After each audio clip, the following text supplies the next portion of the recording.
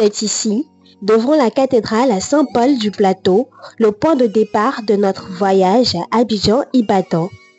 Nous sommes le samedi 13 décembre 2025 et c'est autour de 6 heures du matin que nous entamons le trajet. Nous sommes 7 à bord du véhicule. 5 membres de l'association des fonctionnaires internationaux ivoiriens et 2 journalistes. La destination, c'est Ibadan, la capitale de l'État d'Oyo, au Nigeria, où se tiendra la conférence débat annuelle de l'AF2I.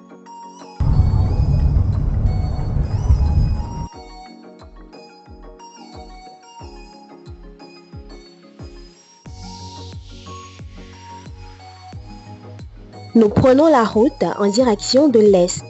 Port-Boué, Grand-Bassam, Bonois, Aboissau, avant d'arriver à Noé. Dans ces villes, on retrouve les Nzima, les Abouré et les Agni. Tous les passagers de notre véhicule étaient visiblement bien préparés en matière de provisions pour la route.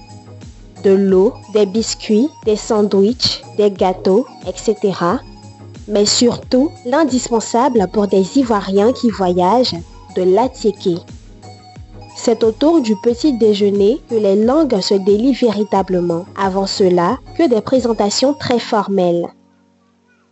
Peu après Samo, le bitume s'enfonce dans la pénombre des plantations de Bongo. Ici, l'Éveilla est roi. À perte de vue, des milliers de troncs portent fièrement leurs tasses de récolte comme des offrandes.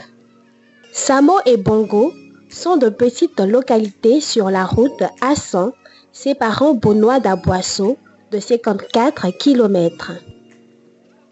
Il est maintenant 11 heures. Sur la route d'Aboissau, un accident de la circulation entre 2 camions crée un embouteillage excessif. La chaleur nous oblige à faire un petit bout de chemin à pied. Le moment pour certains de se remémorer les souvenirs de l'enfance.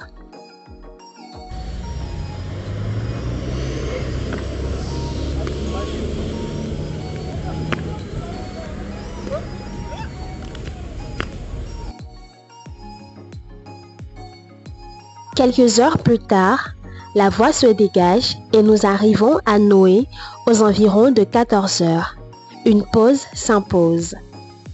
Environ 175 km et les provisions des voyageurs sont à moitié épuisées. Nous faisons le plein de carburant avant les formalités de la frontière Ghana-Côte d'Ivoire. La traversée se fait à pied sur un pont de 150 mètres. En dessous, le fleuve Tanoé qui coule sur 400 mètres.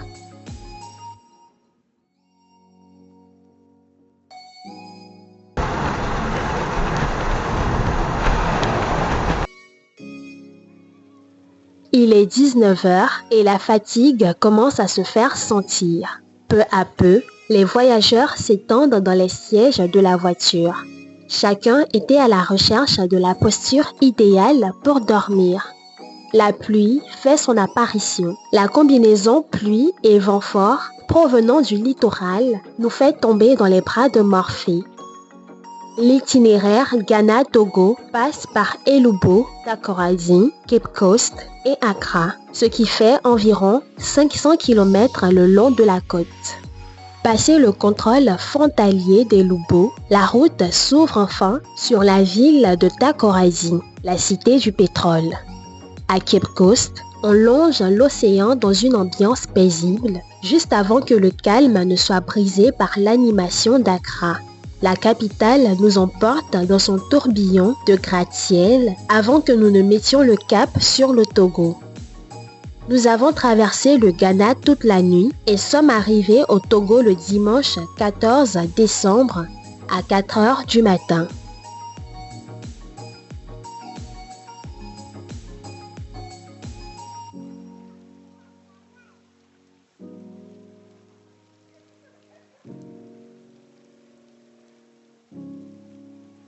Les formalités de la frontière Ghana-Togo nous obligent à descendre du véhicule. C'est le moment idéal pour se débarrasser des crampes, courbatures, torticolis et autres douleurs musculaires. Et le voyage continue. Nous sommes passés par le boulevard de la Marina à Lomé. Nous avons découvert le village des pêcheurs de Katanga. Plus de 3000 pêcheurs partent en mer chaque jour sur des pirogues artisanales. L'on y trouve 400 à 500 pirogues alignées sur la plage. Chaque pirogue peut porter jusqu'à 12 personnes. La pêche artisanale de ce village produit environ 20 000 tonnes de poissons par an. Cela représente plus de 80% de la production nationale de poissons. C'est une performance impressionnante quand on sait que le littoral togolais est l'un des plus courts d'Afrique et fait seulement 56 km.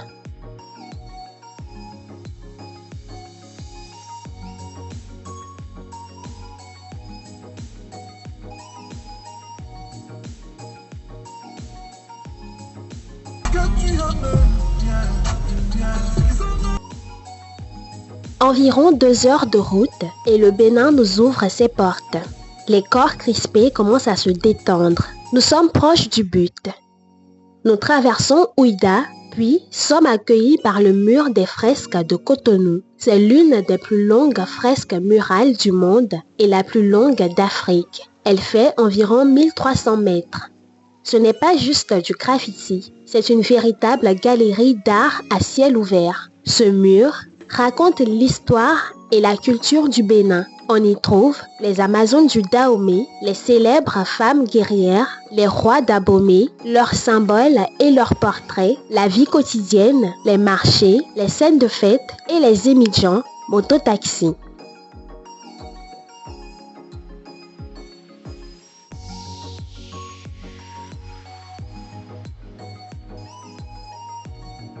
Nous traversons ensuite Fidjrosé et Porto Novo, des villes où les émigrants sont les rois du transport routier. Les émigrants sont des mototaxis. Ils portent tous des gilets jaunes, un peu comme un uniforme de travail.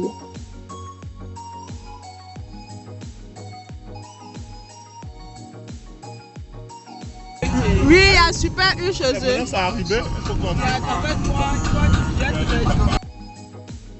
Il est 11 heures et nous arrivons enfin à la frontière Bénin-Nigeria. Cette frontière se trouve dans un petit village partagé entre le Bénin et le Nigeria. Les corps des voyageurs sont zombifiés, les cernes sont très visibles. Mais il faut tenir, c'est la dernière ligne droite. Nous effectuons un échange de monnaie avant de reprendre la route. En arrivant au Nigeria, nous comprenons pourquoi le drapeau de celui-ci était majoritairement composé de vert. Il y avait de la verdure de chaque côté de la route. Le vert symbolise l'agriculture, les forêts et les richesses naturelles du pays. Nous sommes passés par Giroko, Owode, Sango dans l'état d'Ogun et Bega avant d'arriver à Ibadan. Certains se mettent à pousser des soupirs de soulagement, d'autres affichent des sourires de satisfaction. L'atmosphère est soudainement plus détendue. C'est ici, à l'Institut international d'agriculture tropicale, IITA, que se déroulera la conférence débat annuelle de l'Association des fonctionnaires internationaux ivoiriens, AF2I. C'est le moment pour chacun d'exprimer son ressenti face aux vents et marées que nous avons traversés.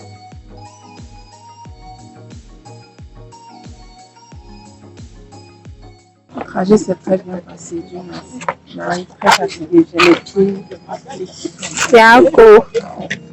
C'est un bon pays, c'est bon pays. J'ai apprécié les voies de circulation au Bénin, que j'ai vraiment apprécié. Voilà. Mais c'est bon dans l'ensemble. Les pays africains, on avance un peu, on progresse. Le voyage a été fatigant. Un très beau trajet, le Bénin c'est un beau pays. Puis bon, heureux d'être là. Maintenant on va voir si les plats sont circulés. Bon, le voyage s'est bien déroulé, on rend gloire à Dieu pour ça. Mais c'était vraiment long et fatigant. Mais Dieu merci, nous sommes bien arrivés. Ça a été un voyage assez périlleux, mais par la grâce de Dieu, on est arrivé. Donc merci à vous. Et puis on espère que le séjour sera vraiment un truc de ouf.